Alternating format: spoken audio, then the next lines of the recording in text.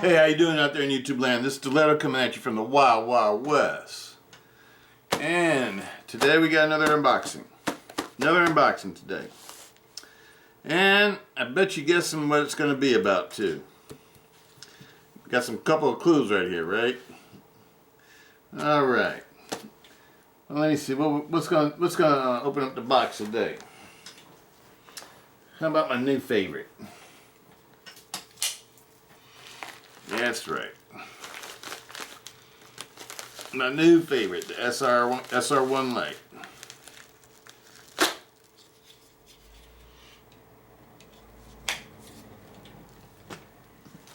Alright. There it is there. And this is coming from Atlantic Knife. Atlantic Knife, eBay seller. Atlantic Knife. eBay seller I've used several times before. Great seller. Get you things quickly and on time. Great eBay seller. Alright. There it is there.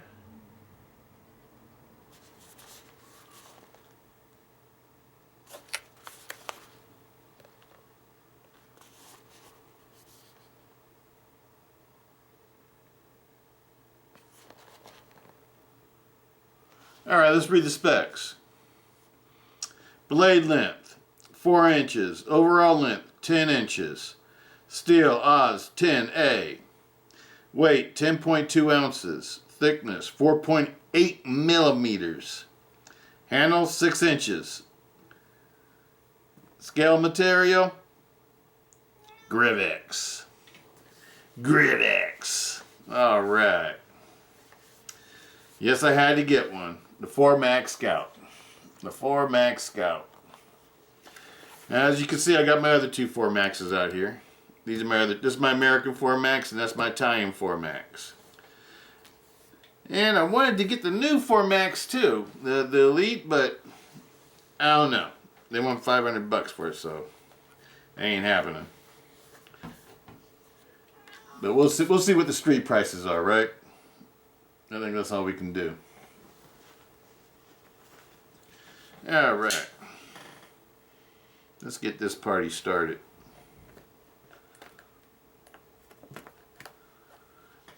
Alright.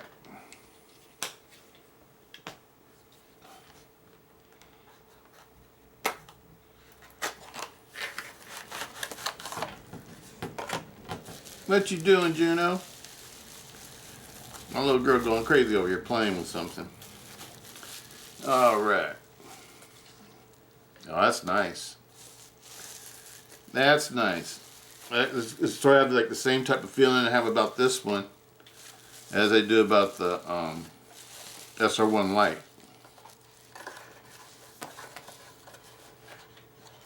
I'm impressed with both of them. I know this one, if anything is like the SR1 Lite, I know I'm already gonna like it. And this one's got the better steel too. It's got the Oz 10, the Japanese steel. Cold steel, registered trademark, AUS 10A, Taiwan.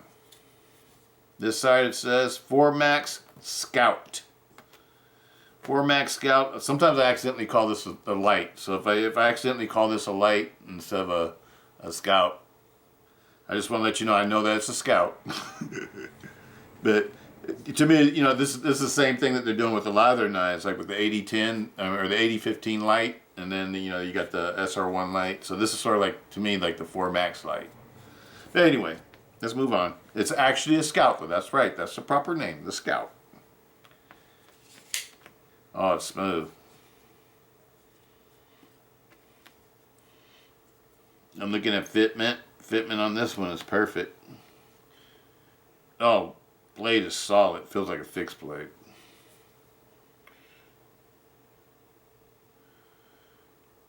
This one's got stainless steel liners as opposed to the titanium liners on the original one.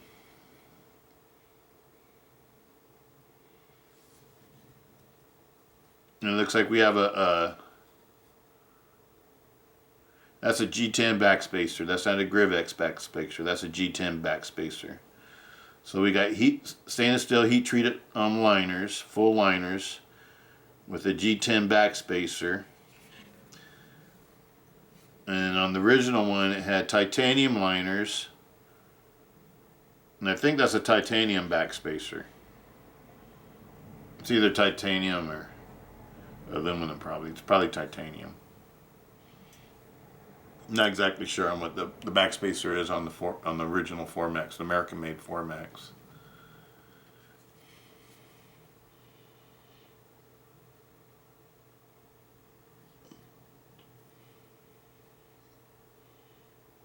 Let's look at the original one and the newest one.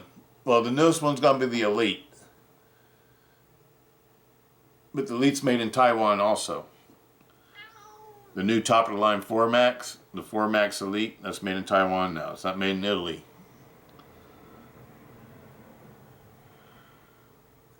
And that's what's sort of tripping me out about it.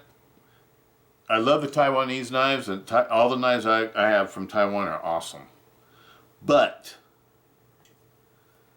I would expect something that comes from Taiwan to be cheaper than something that comes from Italy or United States because of labor costs. So I don't know why they're trying to charge more for the new one, especially when it has S35VN steel instead of the 20CV. This had 20CV. And it has titanium liners, not stainless steel liners. I think the new one has stainless steel. I don't think it has all the high-end materials like this one does. It has a G10 handle scales, I'm sure. But the blade is a S35VN blade instead of a 20CV blade. This one, again, is the Oz 10 and it has Grivex scales with full stainless steel liners, which is pretty much like the new, I bet you the new one's Elite's going to be. The only difference is that it's going to have a different steel blade and it's going to have G10 handle scales. But these are the same size though. They feel like the exact same knife almost. Let's compare it to the Italian one. Let's get the Italian one out here.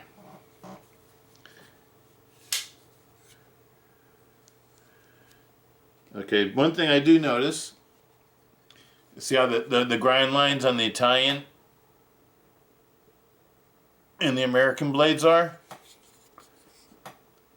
They're pretty much the same. As opposed, well, this one has a little bit more of an upsweep to it than the Italian one does. And this one has a different grind. I'm talking about the grind lines, these grind lines right here. That's one thing I noticed that's different than the original. What else do I notice that's different than the original? The blade tang area, where the ricasso is different too.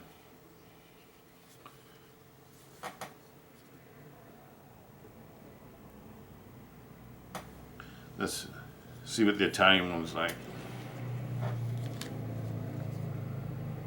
Oh, the Italian one's more like the new one.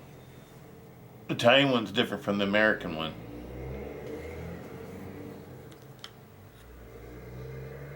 Okay, yep. The Italian blade tang is a lot. It looks almost identical to the Taiwanese one. Okay. The pivot screws.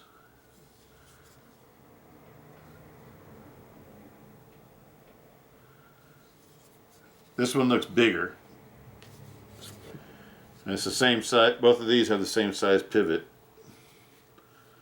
It looks like the exact same pivot, the same screws and everything. This one has a little bit smaller looking one. And also the stop pin on the Scout. The stop pin on the Scout is also smaller. Let me let you guys look at that. the stop pin on this one and the pivot screws and assembly on this one is bigger than the Scout. It doesn't look interchangeable. It looks different. So I don't think you can interchange parts on these. Not the handle scales anyway.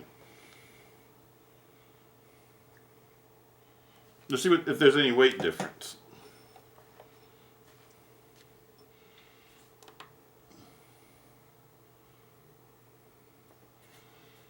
Okay, first we'll do the Scout. I mean, the Scout. That's right. 10.2, just like advertised. Now we'll do the American. We'll do the original one. 10.1. Ooh, this is lighter than the one with the Grivex handle scales. I thought it would be heavier because that's G10. Well, oh, it's got the titanium liners too, though. That's what it is. 10.2 on the Italian. So Italian and this one weigh the same. This is a great buy. Especially with the new one, the Elite. The only difference between this one and Elite is that it will have the G10 handle scales. And I don't know if it's going to have the bigger pivot pin, bigger pivot and the bigger stop pin. I don't know if it's going to be like these or not. But if it's like this one, the only difference that it'll be is like the blade steel will have S35 VM blade steel, and it'll have G10 handle scales. And this one, I think would be the better buy. Because these are like $100, $110. And the new one, the Elite, they have it listed at $489, I think it was. I think it's $489 or something like that. Almost $500. And this will do everything that one will do. I don't see why I couldn't do anything that the Elite model would do.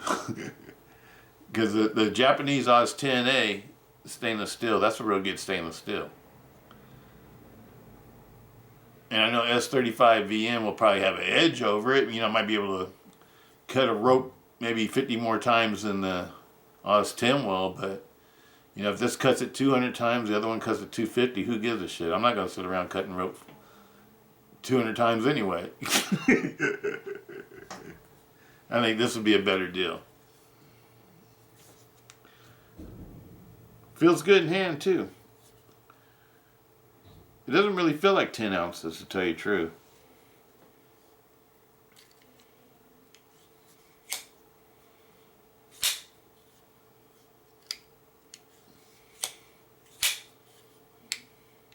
It's smooth too. I like it. Okay, you guys know what I'm going to do. I'm going to get another one. I have to get another one of these. I got to have two. I like this one actually. I like it better than these, to tell you the truth.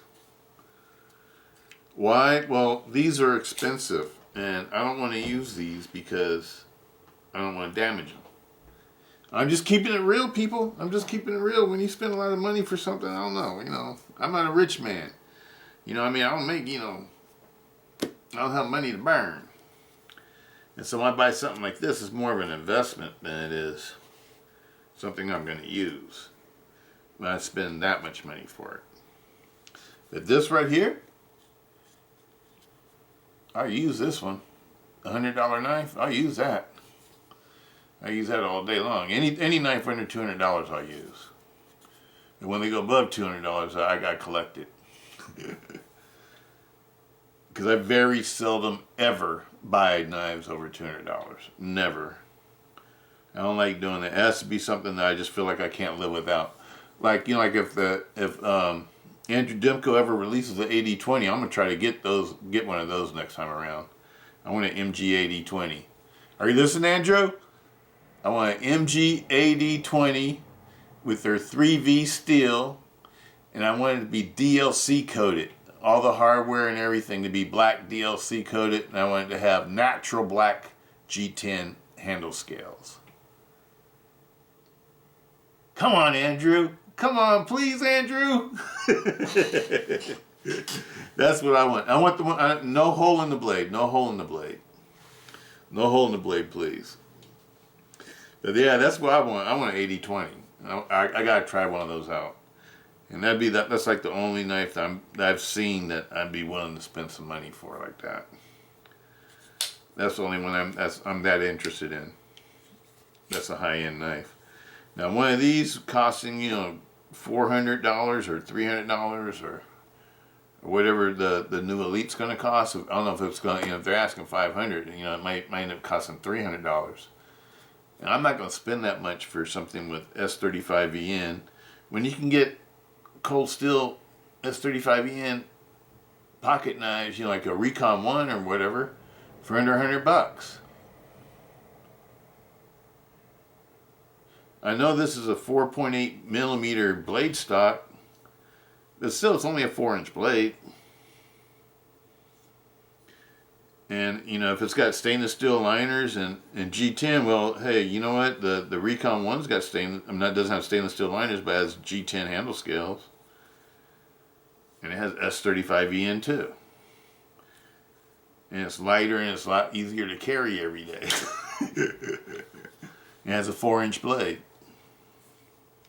So, you know, I don't know if I would be willing to pay that much for this, if it costs that much. I don't know. Because S35VN is not 20 CV. So you can't charge prices like it's some special steel like 20 CV or M390 or whatever. You know what I mean? It's not that. S35VN is pretty common nowadays. You know, just like S30V. VN, wait, is that S30V? S30 and S30, 35 VN.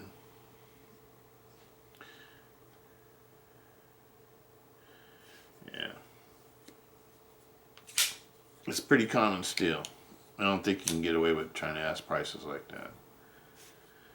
But anyway, absolutely love it. Absolutely love it, people. I think these are worth it all day long too. And there's still some of these out there, so if you want to go get one, you know, before they get sold out, and then the next round of them will be the GSM priced ones. What do y'all think about the GSM pricing? Oh man, I'm still tripping on that. I will probably get the Ti-Lites though. The Ti-Lites aren't crazy price, because if they're asking like a little bit over $100 for them, that means the street price is going to probably be under $100, which will be cool with me. I'd like to get, you know, one of each of the Ti-Lites, the new Ti-Lites, the serrated models and the plain edge models and the Oz 10. So you guys can expect to at least see those from me. I'm not interested in those little fixed blades. I don't know what they call them, some of the Kyotos or something like that. I don't know. But I'm not interested in that. A 3-inch blade and a 3-inch handle for a fixed blade. Nah, I'm not interested in that. Somebody else will get them and show them to you guys. And it's made out of, like, you know, cheap steel, and it's only 3 millimeters thick. You know, I don't see a purpose for that. If I want a small fixed blade, I would pick like a Kobun. Kobuns are awesome.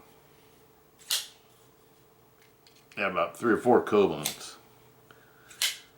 Those are like awesome little lightweight knives. I like the Tontos. I think they only came in Tontos. I'm not sure if they had any other blades. Yeah, this one's nice. But you know what? It's not as smooth as the as my other one.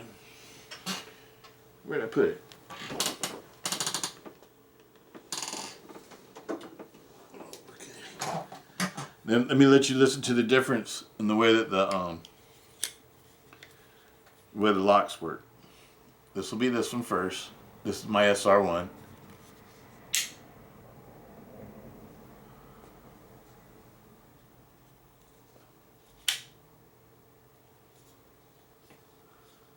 Okay, listen to it disengage. We'll do the 4 max first.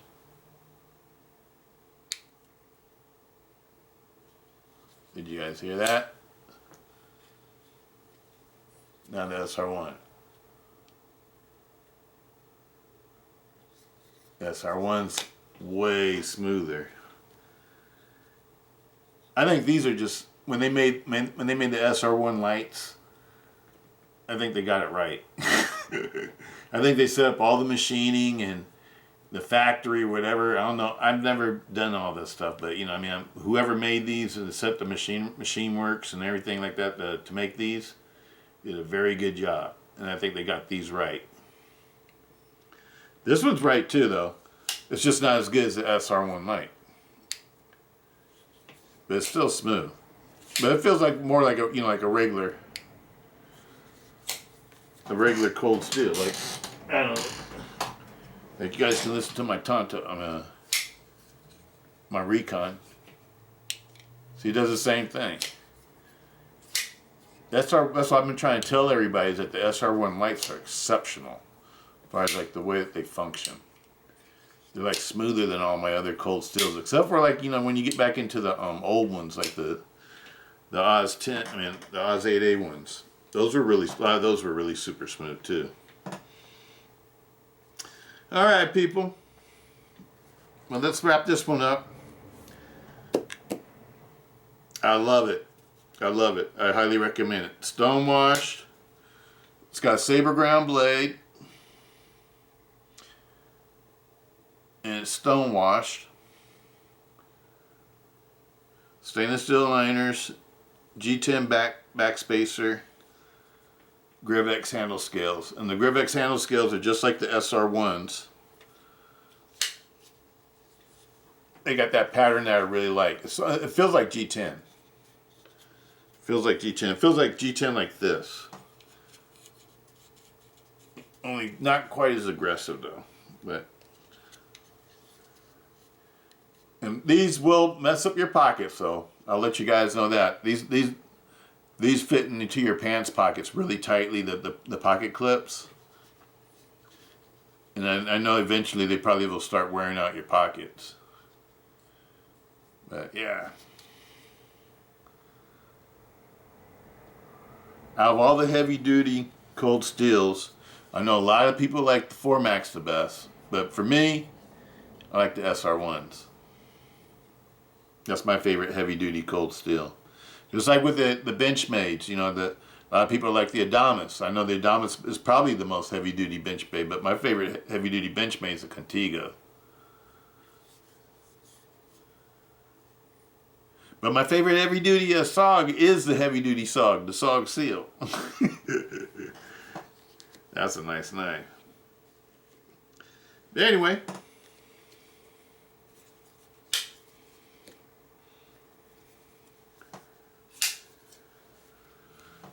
Let's line these all up together, huh? In order that they were made.